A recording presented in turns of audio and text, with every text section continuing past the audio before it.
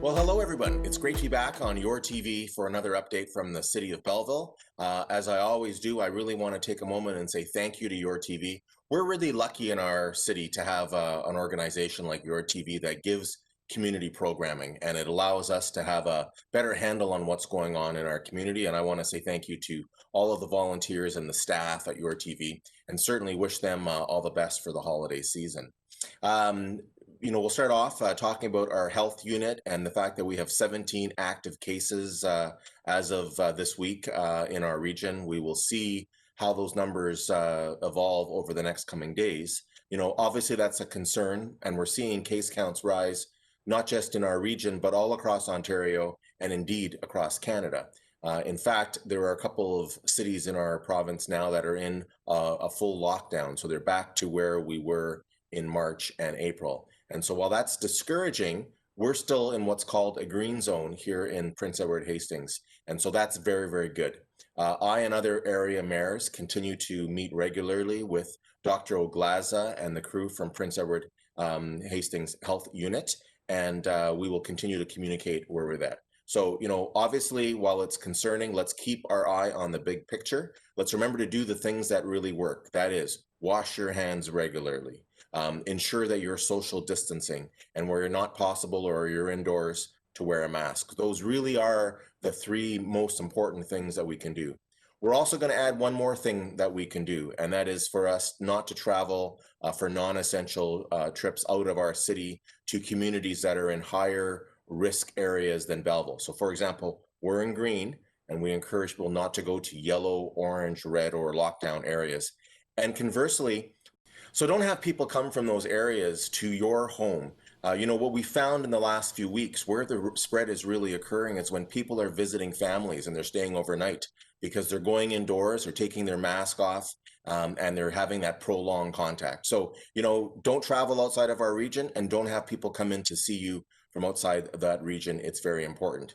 And to back up that talk, while the city of Belleville can't prevent people from traveling in Ontario, we can ensure that our facilities are only being used by people in this green and yellow zones that we're occupying in. So the Quinte Sports and Wellness Center and the Glenmore National Historic Site and our community facilities, they are all restricting access to people who are from our zone. So from our health unit, which is green, and those that are yellow, they're not allowing anyone from orange, red, or lockdown to be using them. So they can't rent our ice time.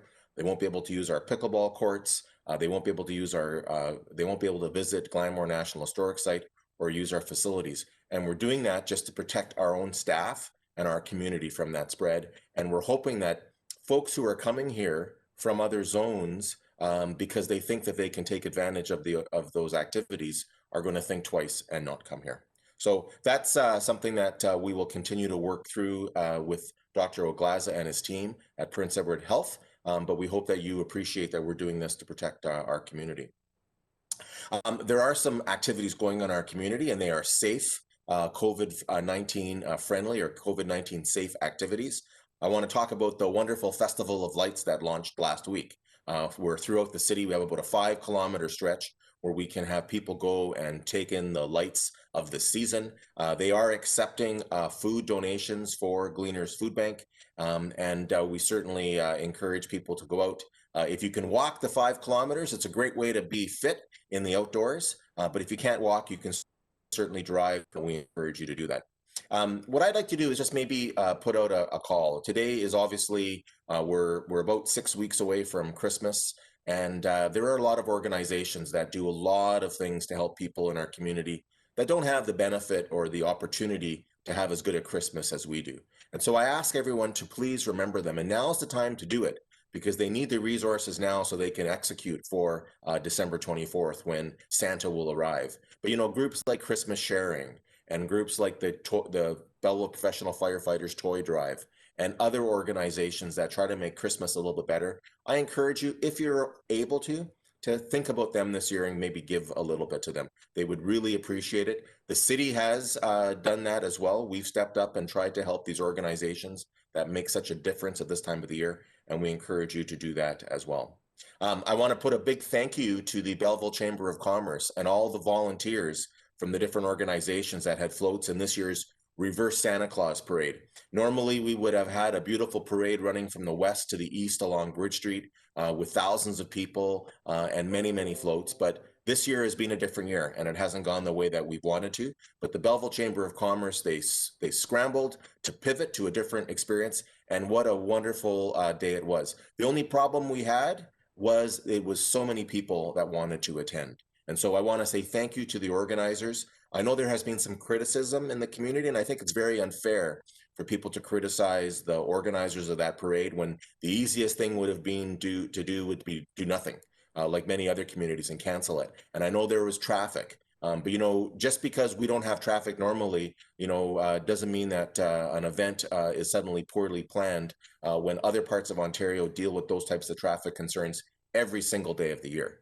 And so, again, I want to say thank you to all those involved. Those who were critical of that event, I ask you to take a look inside your own hearts and ask yourself if that is the best way that we as a community should be treating those people that volunteered and stood in the rain and the sleet and the hail so that we could give a little bit of Christmas to some people. I know it's disappointing, but this whole year has been a disappointment in so many ways, and we need to keep that in mind. The last thing I want to talk about today is just this week at City Council, we said our final goodbye to Councillor Patricia Culhane. In the presence of her family, all of Belleville City Council made tributes, and her family was there, and we were able to present her with some really important mementos. One was the flag that flew at half-staff at City Hall. That was boxed in a beautiful triangle box that was presented to them. We also had some other mementos, including her nameplate at her desk. She was so proud of being a city councillor. We know that would be special for her family. And it was a really nice opportunity for us to say, goodbye to our colleague that meant so much to us. And we also, by rule, we had to declare her seat vacant. And then at the December 14th City Council meeting, we will have a report about the options we have to fill that vacancy. And so stay tuned for more information about that as we go along there. So with that, that's about all that I have for this week. I ask everyone to continue to stay safe, be generous to each other. This is a difficult time. It's a time that we don't ever want to have to go back to, but we are strong enough to get through this. I'm very confident in our community. And until next week, when I do another update for the City of Belleville, I wish you all very, very well.